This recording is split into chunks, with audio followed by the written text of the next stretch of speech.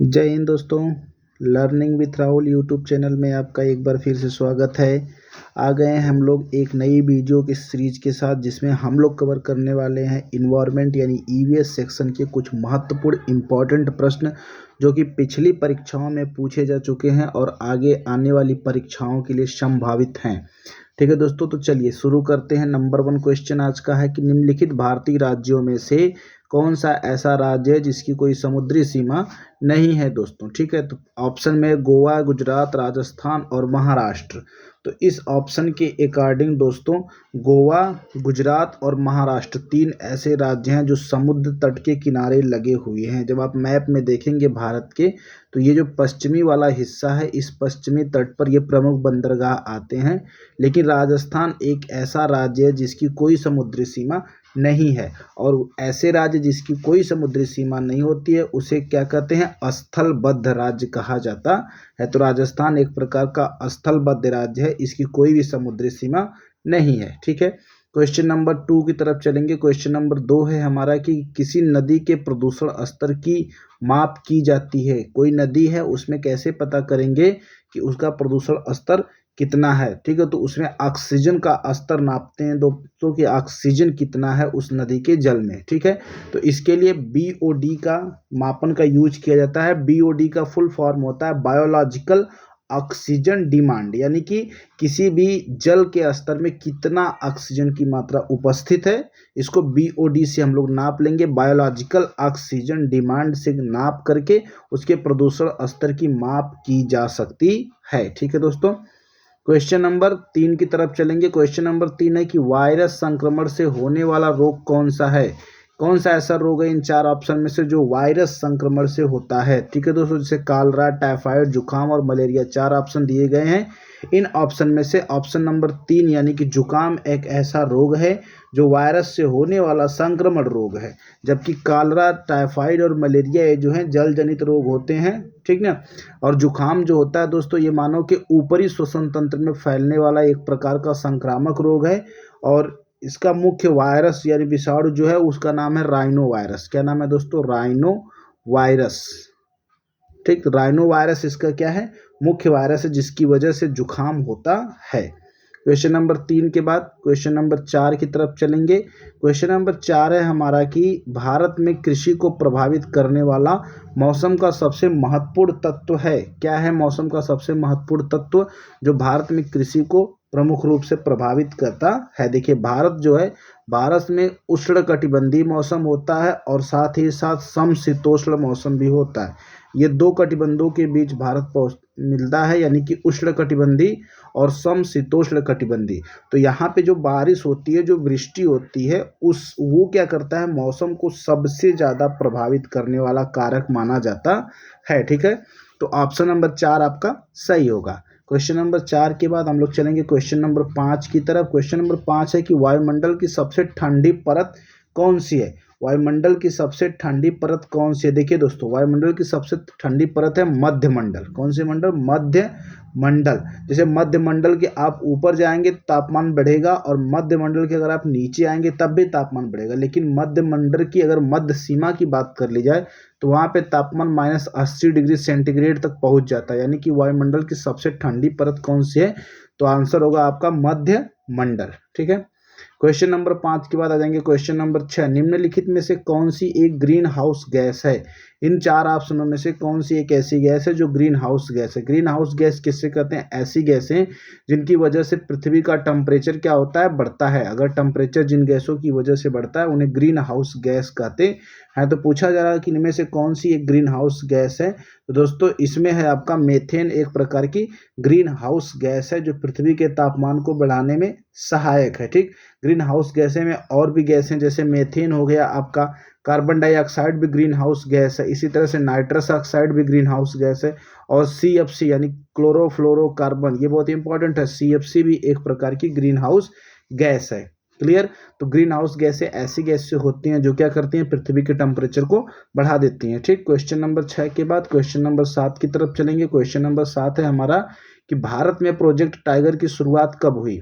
भारत में project tiger की शुरुआत कब हुई दोस्तों, तो भारत में प्रोजेक्ट टाइगर की शुरुआत होती है 1973 ईस्वी में। बाघों की संख्या लगातार घटती जा रही थी, तो इस बाघों की संख्या का संरक्षण करने के लिए 1 अप्रैल 1973, डेट याद रखिएगा, 1 अप्रैल 1973 को भारत सरकार ने टाइगर प्रोजेक्ट की शुरुआत की, यानी प्रोजेक्ट टाइगर की शुरुआत की, और इसकी शुरुआत की गई है जिम कॉर्बेट नेशनल पार्क। कौन से पार्क से दोस्तों? तो याद रखिएगा, जिम कॉर्बेट नेशनल पार्क लिख दिया जाता है, जिम कॉर्बेट नेशनल पार्क। इस पार्क से क्या क्या प्रोजेक्ट टाइगर की शुरुआत होती है, कब होती है? 1973 ईस्वी में। और जिम कॉर्बेट नेशनल पार्क कहाँ पे है? इसमें वर्तमान में उत्तराखंड में है। ठीक है दोस्तों। क्वेश्चन नंबर 7 के बाद चलेंगे क्वेश्चन नंबर 8 पर। पृथ्वी तल पर उस काल्पनिक रेखा को क्या कहते हैं जो 180, देखिए दोस्तों यहाँ पे थोड़ा मिसप्रिंटिंग है, 180 होगा, 1800 नहीं, 180 मेरिडियन याम्योत्तर में खींची गई है। ठीक है, इस रेखा को क्या कहते हैं? चलिए देखते हैं। ऑप्शन है हमारा कर्क रेखा, अंतर्राष्ट्रीय तिथि रेखा, विषुवत रेखा और प्रधान याम्योत्तर रेखा। ठीक है दोस्तों, तो 180 मेरिडियन जो याम्योत्तर में रेखा खींची गई उसको कहते हैं अंतर्राष्ट्रीय तिथि रेखा। और ये रेखा क्या करती है? पृथ्वी को पूर्वी एवं पश्चिमी देशांतर में बांट देती है। ठीक है, 180 मेरिडियन याम्योत्तर में जो रेखा खींची गई है उसका नाम है अंतर्राष्ट्रीय तिथि रेखा। ठीक, क्वेश्चन नंबर 8 के बाद क्वेश्चन नंबर 9 की तरफ चलेंगे। निम्नलिखित में से किस राज्य में गल्फ ऑफ मन्नार यानी मैरीन राष्ट्रीय पार्क स्थित है? गल्फ ऑफ मन्नार मैरीन राष्ट्रीय पार्क किस राज्य में स्थित है? दोस्तों इसका होगा ऑप्शन नंबर 1 बिल्कुल सही होगा, तमिलनाडु। कहाँ पे? तमिलनाडु। गल्फ ऑफ मन्नार यानी मन्नार की खाड़ी जो है वो राष्ट्रीय पार्क, इसके साथ मन्नार राष्ट्रीय पार्क जो है वो तमिलनाडु राज्य में स्थित है। और यह एक प्रकार की उथले पानी की खाड़ी है। किस प्रकार की? उथले यानी छिछले पानी की खाड़ी है। और अगर देखा जाए तो भारत के रामेश्वर द्वीप से लेकर के श्रीलंका के मन्नार द्वीप तक, भारत के रामेश्वर से लेकर के कहाँ पे? श्रीलंका के मन्नार द्वीप तक स्थित है। ठीक ना। और साथ ही साथ याद रखिएगा यह भारत का दूसरा सबसे बड़ा बायो रिजर्व भी है। बायो रिजर्व, दूसरा सबसे बड़ा बायो रिजर्व है भारत का गल्फ ऑफ मन्नार। ठीक है, क्वेश्चन नंबर 9 के बाद क्वेश्चन नंबर 10 की तरफ चलेंगे दोस्तों। क्वेश्चन नंबर 10 है कि 2011 की जनगणना के अनुसार भारत में लिंगानुपात कितना है? देखिए 2011 की जनगणना के अनुसार स्त्री और पुरुष का जो अनुपात है वो 943 है। इसमें दोस्तों में देखिए ऑप्शन में तो 940 अप्रॉक्स में दिया गया, तो इसको आप यही सही मानेंगे, लेकिन एग्जैक्ट जो दिया गया था वो कितना था? 943 अनुपाते 1000, यानी कि 1000 पुरुषों पर 943 स्त्रियों का अनुपात रहा है 2011 की जनगणना के अनुसार। क्वेश्चन नंबर 10 के बाद क्वेश्चन नंबर 11 की तरफ चलेंगे। निम्नलिखित में से किस एक प्राणी को किसान का मित्र कहा जाता है? तो देखिए केंचुआ को किसान का मित्र कहा जाता है, मित्र कहा जाता है केंचुआ को। ठीक ना। क्यों? क्योंकि केंचुआ क्या करता है ना कि ये जो पृथ्वी तल की जो मिट्टी होती है उसको नीचे से ऊपर कर देता है, यानी कि उलटने का काम करता है, जिससे मिट्टी और अधिक उपजाऊ हो जाती है। तो केंचुआ को किसान का मित्र कहा जाता है। क्वेश्चन नंबर 11 के बाद क्वेश्चन नंबर 12 की तरफ चलेंगे कि पर्यावरण को बचाने के लिए चिपको आंदोलन से कौन सा राज्य जुड़ा हुआ है दोस्तों? तो देखिए पर्यावरण से संबंधित चिपको आंदोलन में नाम आता है सुंदरलाल बहुगुणा जी का। और सुंदरलाल बहुगुणा जी के नेतृत्व में उत्तराखंड के चमोली से, कहाँ पे दोस्तों? उत्तराखंड के चमोली जिले से इसकी शुरुआत की गई थी। पर्यावरण को बचाने के लिए वहाँ के लोगों से आग्रह किया गया था कि आप जाइए और पेड़ों को पकड़ के चिपक जाइए। और ये सन याद रखिएगा 1973। कहाँ से शुरू हुआ था? उत्तराखंड के चमोली जिले से। तो ऑप्शन नंबर 3 आपका सही होगा, यानी कि उत्तराखंड। ठीक ना। क्वेश्चन नंबर 12 के बाद क्वेश्चन नंबर 13 की तरफ चलेंगे। क्वेश्चन नंबर 13 है हमारा कि जीवों के व्यवहार का अध्ययन किया जाता है। जीवों के व्यवहार का अध्ययन किस विज्ञान की शाखा में किया जाता है दोस्तों? तो देखिए इसका है इथोलॉजी। कौन सा? ऑप्शन नंबर 3 यानी कि इथोलॉजी के अंतर्गत जीवों के विज्ञान का अध्ययन किया जाता है। साथ ही साथ एक चीज और याद रखिएगा, नियोलॉजी जो शब्द आता है ये तंत्रिका, नियो का मतलब न्यूरो से संबंधित है, यानी तंत्रिका, तंत्र से संबंधित रोगों का अध्ययन अगर किया जाएगा तो उस विज्ञान की शाखा को क्या कहेंगे? नियोलॉजी। और जीवों के अध्ययन, जीवों के व्यवहार को अगर जानना है तो किस विज्ञान की शाखा में आप जाएंगे? इथोलॉजी में। ठीक ना। क्वेश्चन नंबर 13 के बाद क्वेश्चन नंबर 14 समुद्री शैवाल किसका महत्वपूर्ण स्रोत है? समुद्री शैवाल में कौन सी चीजें मैक्सिमम मात्रा में पाई जाती हैं दोस्तों? तो इसका होगा ऑप्शन नंबर 3 यानी कि आयोडीन। समुद्री शैवाल जो होते हैं वो आयोडीन के प्रमुख स्रोत माने जाते हैं। और आयोडीन की कमी से कौन सा रोग होता है दोस्तों? तो घेंघा रोग हो जाता है, जिसको ग्वाइटर भी बोलते हैं। घेंघा रोग हो जाता है जिसमें क्या होता है कि जो यहाँ गले के पास थायराइड ग्रंथि होती है उस ग्रंथि में सूजन आ जाती है, ठीक है। तो इससे जैसे कि अगर आप समुद्री शैवाल देखेंगे तो इसमें आयोडीन की क्या होती है? अधिकता होती है। और व्यापक रूप से समुद्री शैवाल का प्रयोग चिकित्सा के क्षेत्र में किया जाता है, ठीक है। क्वेश्चन नंबर 14 के बाद आ जाइए क्वेश्चन नंबर 15। शैवाल से देखिए एक और संबंधित क्वेश्चन, लाइकेन क्या है? सैक यानी कि लाइकेन क्या है? तो सैक यानी कि लाइकेन एक प्रकार के सहजीवी संबंध को दर्शाते हैं, यानी कि सहजीविता का संबंध दर्शाते हैं। ऐसे जीव या जंतु जो एक दूसरे के साथ रहते हैं और दोनों को लाभ पहुंचाते हैं, तो उसे कहते हैं सहजीवी। दोस्तों अगर आप चैनल पे नए हैं तो चैनल को सब्सक्राइब कर लीजिएगा, बेल आइकन को प्रेस कर लीजिए। और ये सब क्लास जो है यूट्यूब पे मेरे चैनल पे अपलोड है, आप वहाँ प्लेलिस्ट में जाकर के देख सकते हैं। प्लेलिस्ट का जो डिस्क्रिप्शन में भी दे दिया गया प्लेलिस्ट को, वहाँ से भी आप देख सकते हैं, ठीक है दोस्तों। तो सैक यानी कि लाइकेन क्या होते हैं? लाइकेन एक प्रकार के सहजीवी संबंध को दर्शाते हैं। सहजीवी संबंध का मतलब अगर दो जीव एक साथ रहते हैं और दोनों में प्लस आता है, यानी कि दोनों फायदे में रहते हैं, तो उसे क्या कहते हैं? सहजीवी संबंध कहते हैं, ठीक है। देखिए लाइकेन क्या होता है? दो वनस्पतियों का समूह होता है। एक तरफ होते हैं लाइकेन में शैवाल होते हैं और कवक होते हैं। शैवाल और कवक का समूह होता है दोस्तों। तो ये दोनों एक दूसरे को क्या करते हैं कि सहजीविता संबंध दर्शाते हैं। क्लियर? क्वेश्चन नंबर 15 के बाद आ जाइए क्वेश्चन नंबर 16 की तरफ। क्वेश्चन नंबर 16 ये है कि सीएनजी का ईंधन के रूप में किस में इस्तेमाल किया जाता है? देखिए इसमें से किस में जो है सीएनजी का ईंधन के रूप में इस्तेमाल किया जाता है? बहुत आसान है। सीएनजी का फुल फॉर्म होता है कंप्रेस्ड नेचुरल गैस। क्या नाम होता है? Compressed natural gas. और वाहनों और उद्योगों में सीएनजी का ईंधन के रूप में उपयोग किया जाता है। क्वेश्चन नंबर 16 के बाद क्वेश्चन नंबर 17, पर्यावरण जागरूकता का किसके द्वारा सृजन किया जा सकता है? यानी कि अगर आपको पर्यावरण जागरूकता को बढ़ावा देना है, यानी लोग पर्यावरण के प्रति सजग और जागरूक हों, उसको बढ़ावा देना है, तो निम्नलिखित में से कौन सा ऐसा काम करेंगे जिससे लोगों में पर्यावरण जागरूकता का सृजन हो सकेगा? ठीक है दोस्तों, 4 ऑप्शन है, क्षेत्रीय भ्रमण, व्याख्यान, समूह वार्तालाप और अध्ययन। तो हम लोग चलेंगे दोस्तों, आप बताइए कौन सा ऑप्शन सही होगा। तो हम चलेंगे ऑप्शन नंबर 1 की तरफ, यानी कि क्षेत्रीय भ्रमण। अगर आप किसी एरिया में, जैसे मान लीजिए कि ये कोई क्षेत्र है, इसमें अगर आप क्षेत्रीय भ्रमण करते हैं, उसको समझते हैं, वहाँ के लोगों और वहाँ के जीवन को समझते हैं और साथ ही साथ पर्यावरण का ज्ञान उनको देते हैं, तो वो पर्यावरण संरक्षण के लिए क्या होंगे? प्रोत्साहित होंगे। तो एक तरह से क्षेत्रीय भ्रमण करके आप पर्यावरण के सृजन को बढ़ावा दे सकते हैं, ठीक है। क्वेश्चन नंबर 17 के बाद क्वेश्चन नंबर 18 चलेंगे कि एलपीजी किसका संक्षिप्त रूप है? देखिए एलपीजी जो गैस आप कहते हैं ना, वो एक्चुअल में गैस नहीं होती, वो क्या होता है? वो लिक्विड के रूप में भरा जाता है। एलपीजी को लिक्विड के रूप में भरा जाता है हाई प्रेशर पे ना, तो वो क्या होता है? लिक्विड के रूप में भरा जाता है। तो इसको फुल फॉर्म होता है कि लिक्विफाइड पेट्रोलियम गैस जो है वो एलपीजी का फुल फॉर्म होता है। और एलपीजी को घरेलू ईंधन के रूप में प्रयोग किया जाता है। किस रूप में? घरेलू ईंधन के रूप में एलपीजी का प्रयोग किया जाता है। और एलपीजी के मुख्य अवयव जो होते हैं ब्यूटेन होते हैं और प्रोपेन। ब्यूटेन प्लस प्रोपेन जो होते हैं ये एलपीजी के मुख्य अवयव होते हैं दोस्तों, ठीक ना। और आजकल तो क्या हो रहा है कि एलपीजी की जगह पे सीएनजी का अधिक प्रयोग, यानी कि क्लोरोफ्लोरोकार्बन का अधिकाधिक प्रयोग किया जा रहा है। क्वेश्चन नंबर 18 के बाद आप चलेंगे क्वेश्चन नंबर 19 की तरफ। क्वेश्चन नंबर 19 है हमारा कि पृथ्वी पर पहुंचने से पहले ओजोन परत किन किरणों को अवशोषित करती है? बहुत आसान सा क्वेश्चन है कि सूर्य से आने वाली जो भी परावैंगनी हानिकारक किरणें होती हैं उनको ओजोन परत द्वारा अवशोषित कर लिया जाता है, जिससे कि ओजोन परत क्या होती है? रोकती है, तो परावैंगनी किरणें पृथ्वी तल पर नहीं पहुंच पाती हैं, ठीक ना। और साथ ही साथ ये याद रखिएगा कि ओजोन परत की सांद्रता को किस इकाई में मापा जाता है? तो वो इकाई का नाम है डाबसन। डाबसन इकाई में ओजोन परत की सांद्रता को आप माप सकते हैं। क्वेश्चन नंबर 19 के बाद क्वेश्चन नंबर 20 की तरफ चलेंगे। चमगादड़ स्तनधारी है, क्योंकि चमगादड़ स्तनधारी है क्यों? इसका क्या कारण है? रात्रिचर है, उड़ता है, शाकाहारी है, बच्चे देता है।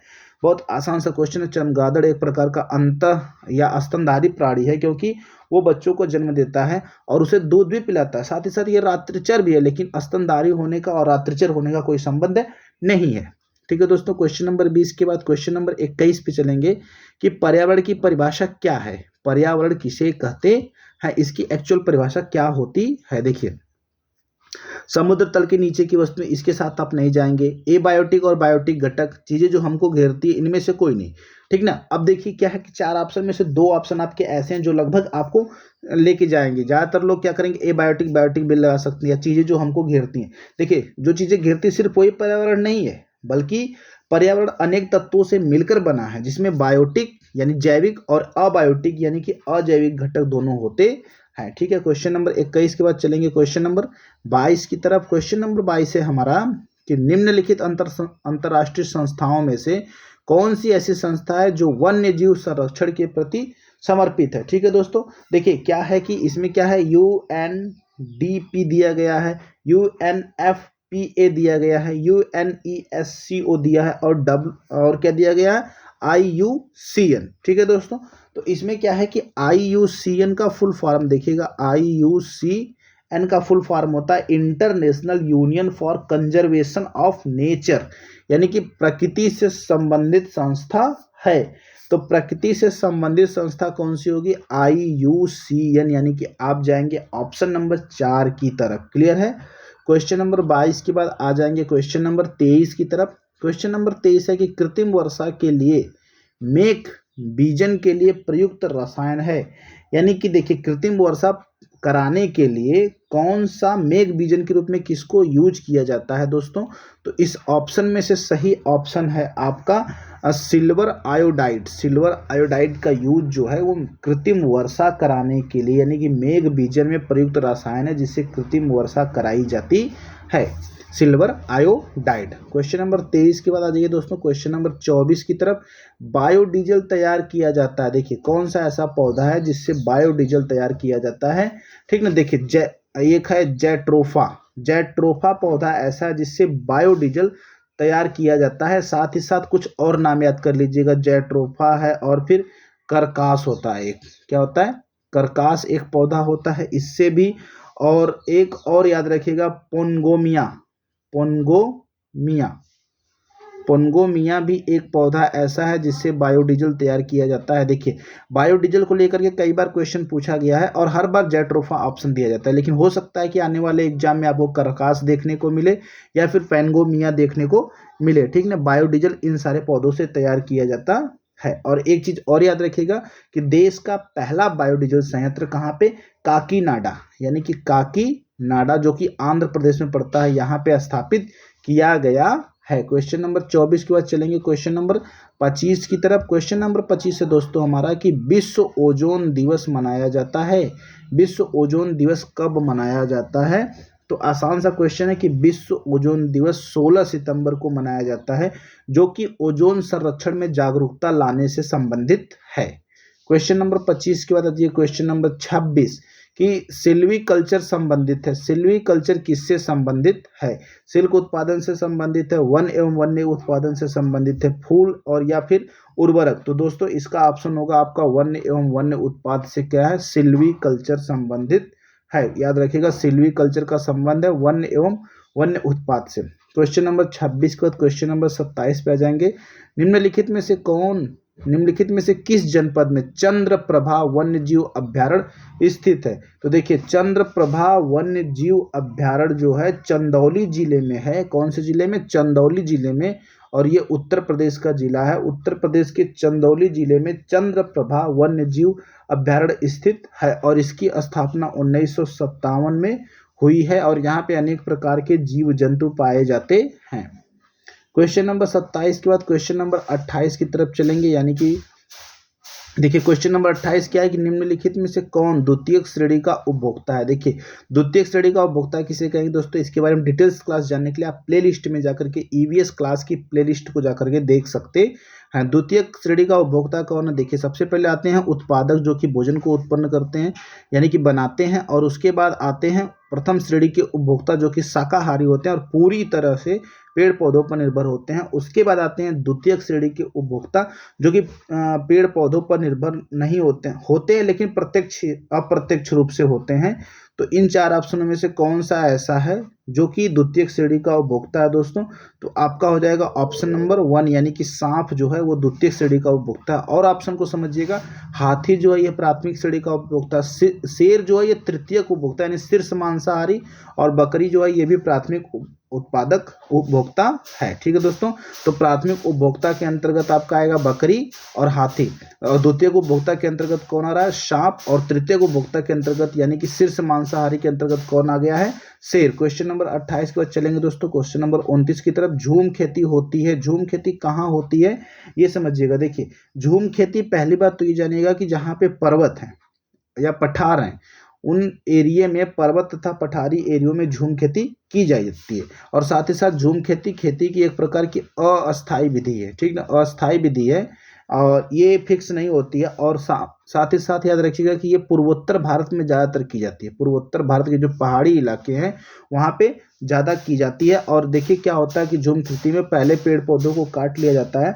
और काटने के बाद उन्हें जला दिया जाता है, और साफ करके उसकी जुताई कर दी जाती है, और वहाँ की उर्वरता समाप्त होती है, तो उसको छोड़ करके फिर कहीं और ऐसा काम किया जाता है। तो ये एक प्रकार की अस्थायी खेती है। ठीक ना, और ये पूर्वोत्तर राज्य यानी कि इसका ऑप्शन होगा ऑप्शन नंबर सी, यानी कि मेघालय वाले एरिया में झूम खेती की जाती है। क्वेश्चन नंबर 29 के बाद क्वेश्चन नंबर 30 दोस्तों, शुष्क बर्फ किसका ठोस रूप है। थोड़ा सा समझ लीजिएगा। अगर आप चैनल पे नए हैं, चैनल को सब्सक्राइब कर लीजिएगा, बेल आइकन को प्रेस कर लीजिएगा ताकि आने वाली वीडियो का नोटिफिकेशन आपको मिलता रहे। क्वेश्चन नंबर 30 आपका है कि शुष्क बर्फ किसका ठोस रूप है। किसका ठोस रूप है, शुष्क बर्फ किसे कहते हैं। जो कार्बन डाइऑक्साइड होता है, कार्बन डाइऑक्साइड का जो ठोस रूप होता है उसी को शुष्क बर्फ कहा जाता है दोस्तों। ठीक ना, तो ये रहा है आपका 30 क्वेश्चन की एक श्रृंखला, और इसके साथ ही ये 30 क्वेश्चन बहुत ही इंपॉर्टेंट है, आप इसको जरूर देखिएगा। और अगर आप चैनल पे नए हैं तो चैनल को सब्सक्राइब करिएगा। मिलेंगे दोस्तों अगले वीडियो में। जय हिंद।